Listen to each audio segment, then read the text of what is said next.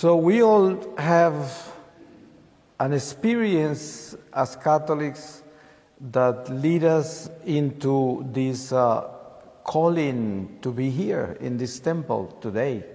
The Spirit moves us, and we know that there is a force in us that leads us to pray, that leads us to the sacraments, that lead us to be who we are, Catholics.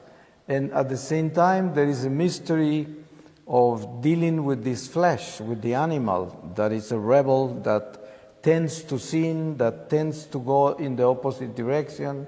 And like St. Paul says, it seems as if the flesh is fighting against the spirit. And we all deal with this.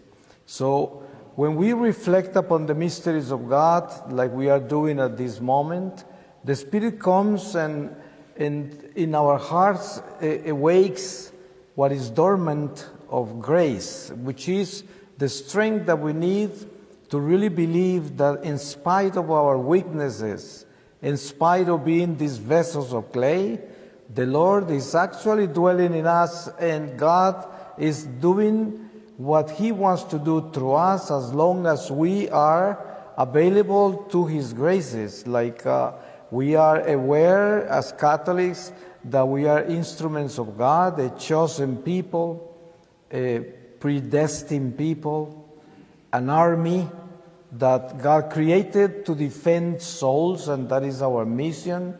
We are Eucharistic instruments of reparation, and we are responsible for salvation of souls because our biggest duty is to bring souls to God. The day we die and we go before Jesus' tribunal, the most important account we will have with the Lord will be souls. The first one, our soul, and then every soul God placed in our life. Sometimes we don't pay attention to strangers that we cross every day in our life, but sometimes the faith inside us, this dwelling of the Spirit in us, is always telling us that every person that crosses our path belongs to us, and we belong to that person. We all belong together.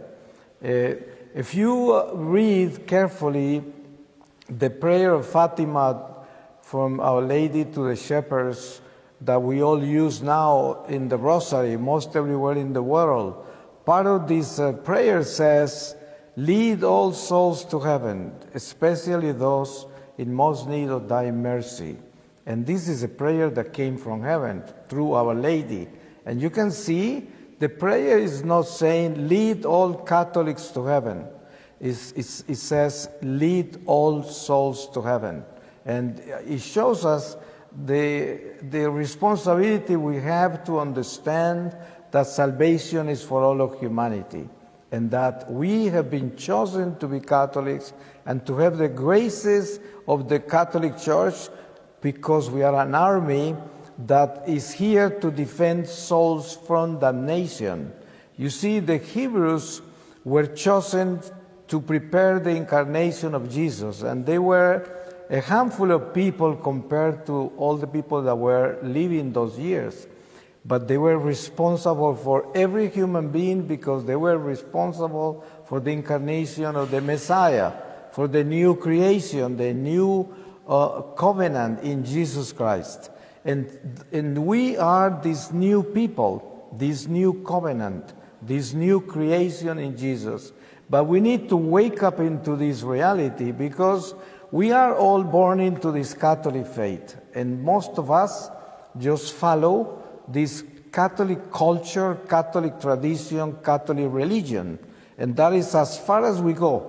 But not too many Catholics enter into the sanctuary of the spirit of the religion, which is the mystic of it, which is the transcendence of our faith, where we enter in a chamber of glorious gifts for humanity, which is Jesus Christ, and especially the Eucharist, because we have been given the greatest gift of all, which is the bread of life, Jesus alive in the Eucharist.